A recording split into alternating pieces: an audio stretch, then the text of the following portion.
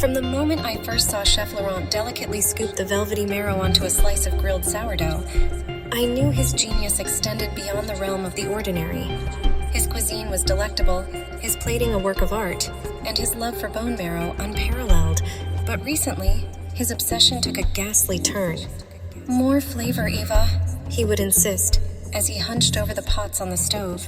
His sharp features stood out against the flickering light from the stove.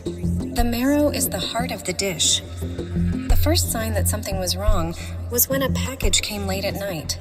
A big wooden box with no writing on it. When I asked Laurent about it, he turned cold, even though he is usually a happy person. He said, "Old suppliers," but he didn't look at me. I stayed late one night to clean up after a very busy service. I went into the meat locker, which was cold and quiet, for a thorough cleanup.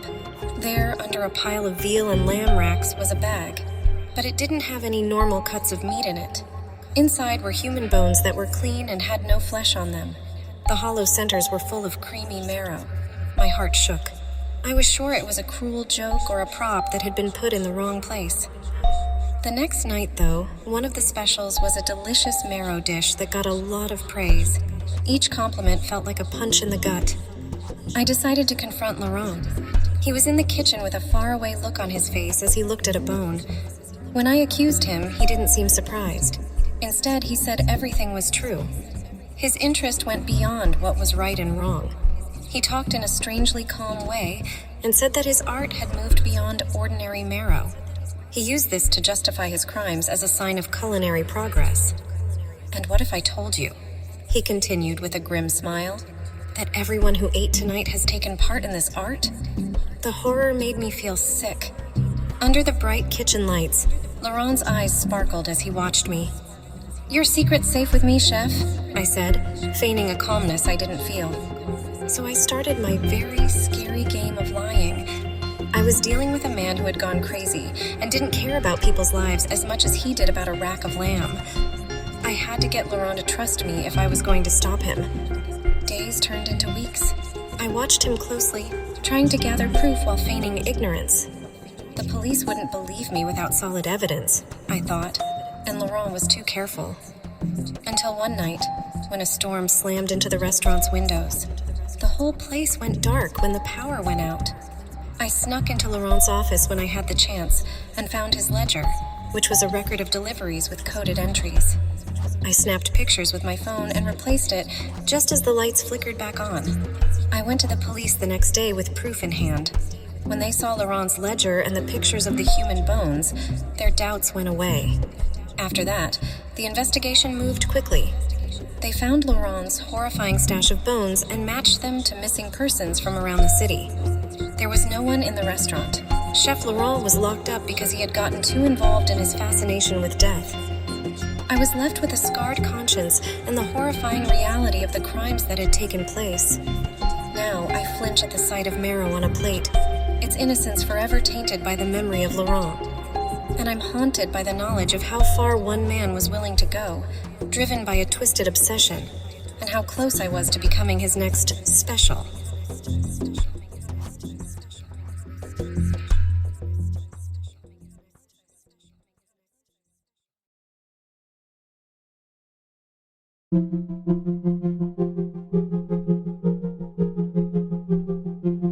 The Royal Feast recipe. A slab of prime beef aged 3 weeks. 10 perfectly round potatoes. A bunch of hand-picked forest-grown mushrooms. A bottle of vintage wine aged 200 years. One unmarked parchment of a recipe. I found the recipe on an unmarked parchment that had come with a chest full of culinary tools I'd bought at an auction. The chest belonged to a mysterious ancient royal chef. Even though it was old and faded, the parchment still seemed to hold the promise of a royal feast.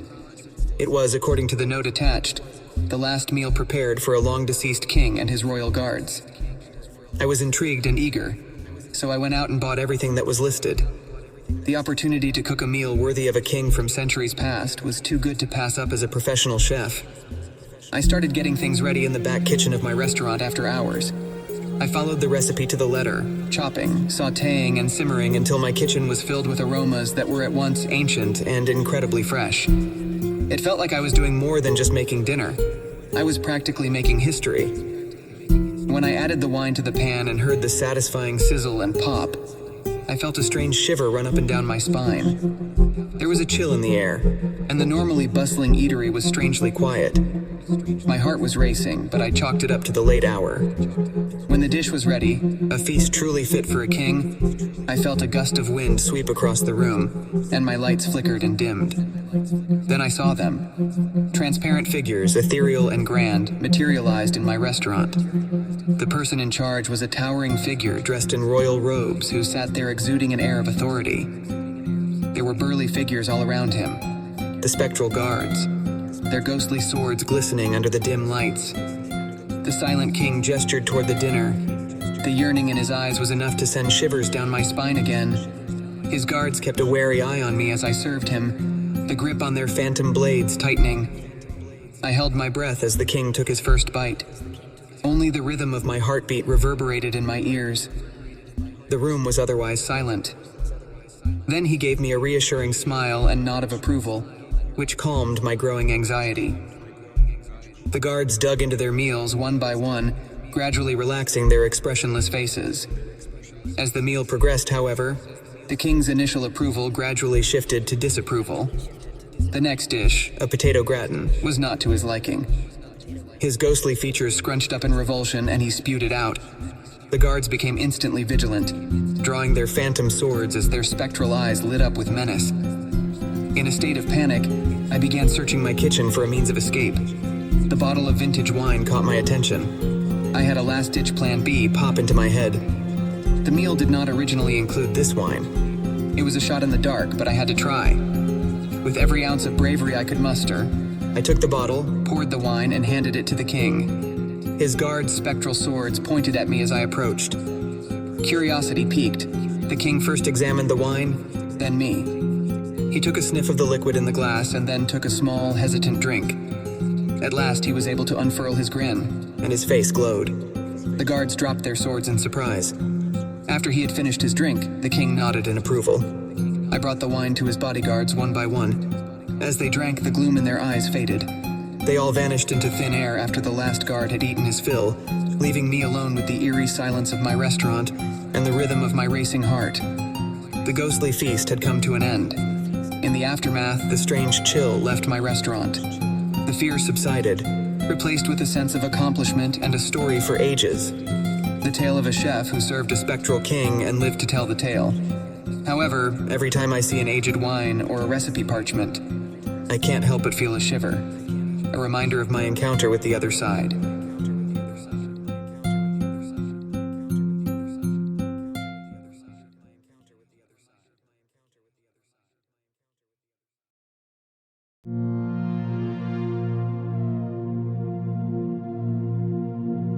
For years, I have been the heart of a bustling restaurant, a timeless witness to countless recipes perfected, dishes served, and hearts won. But time is a cruel artist, carving wrinkles of neglect into my once pristine facade. I am the kitchen, once adored, now forgotten. The restaurant has had many different owners, and each one changed my life in a different way. The most recent one, a man named Martin, promised big changes. The new paint, the polished wood, and the shiny steel made me feel like I was young again. But the promises turned out to be empty, and I was left in the same bad shape I was in before. Martin did not care very much about me. My old oven got dirty, my countertops got worn down, my fridge growing sickly from lack of maintenance. It hurt me to see my beauty decline and become a sign of neglect. His lack of care hurt me more than any knife ever could. But something moved inside of me. A need to be taken care of and loved. If you will, it was a hunger that started to eat away at my core. And that hunger, it made something come to life. An old power I didn't even know I had. The nights were no longer peaceful.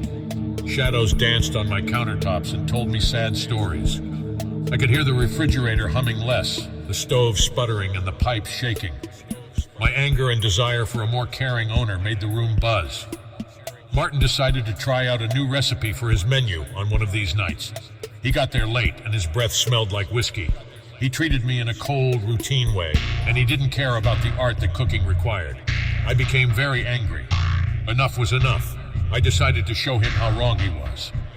The kitchen knife, once his trusted tool, leapt from the rack, slicing the air dangerously close to him. He was startled, and as he stepped back into the strong fridge, the door slammed open. The interior light flickered, illuminating his shocked face. He tried to escape, but I wouldn't allow it. The door shut and locked him in.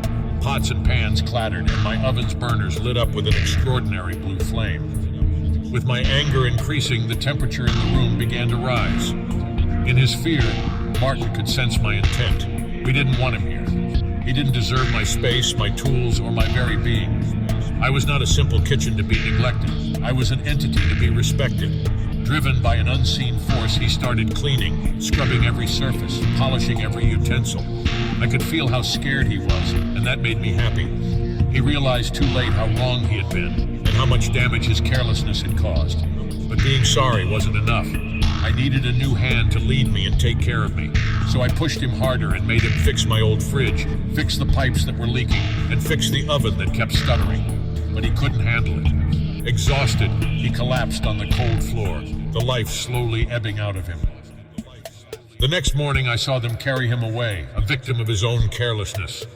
The restaurant was closed for a while, leaving me in silence. But my story was not over yet. One day, a woman walked in. Julia, she was called, the new owner. She touched the countertops, the stove, the refrigerator, promising to restore my lost glory. And in her touch, I sensed a genuine love for cooking, for me. I shivered in anticipation. Maybe this time, things would be different. Maybe this time, I would once again be a cherished kitchen.